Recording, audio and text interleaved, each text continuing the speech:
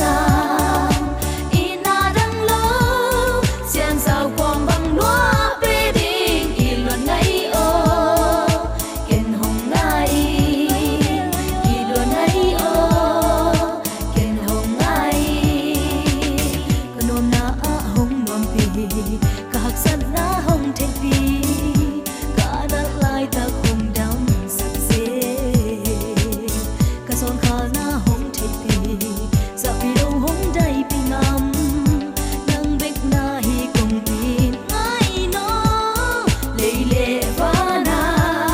te pi đi ngà đang ôm lâu nồng nghỉ na lian kỳ lên tắc na nón na đắng pia lung đắm mình đoan dần ngày đâu ô ít thoại lâu nồng ít na cùng đằng loa xa ít na đằng lâu xiên sao quang bằng loa bê đình y luận ngay ô kiên hồng ngay y luận ngay ô kiên hồng ngay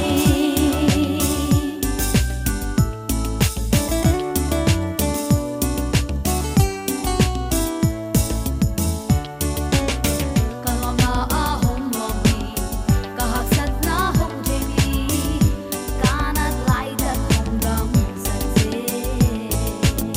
cả ruộng kho na hồng thế đi giờ vì đâu hồng đây pi ngắm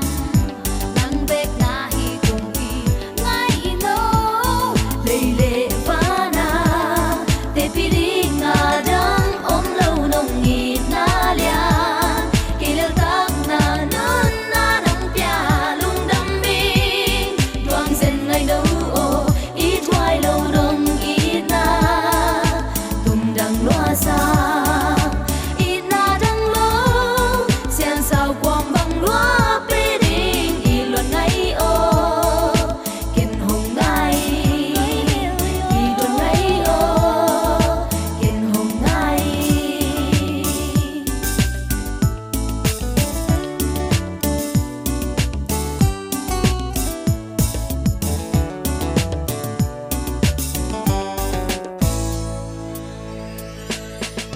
cái hôm na hồng ngọn pi các sắt na hồng thế pi cả na ta không đam sắc dễ cái ruộng khá na hồng thế pi giờ vì đâu hồng đây pi ngắm nắng đêm na hi cùng đi tu pa lệ lệ va na te pi đi ngà đang ôm lâu nồng nghỉ na lian kỳ lên tắc na nón na đắng pia lung đắm mình đoan dần ngày đâu ô ít thoại lâu nồng ít na cùng đằng loa xa ít na đằng lâu xiên sao quang bằng loa bê đình y luận ngay ô kiên hồng ngay y luận ngay ô kiên hồng ngay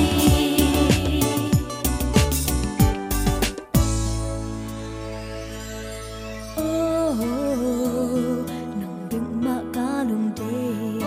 nắng lâu in lùng hoàng dấu keng nghe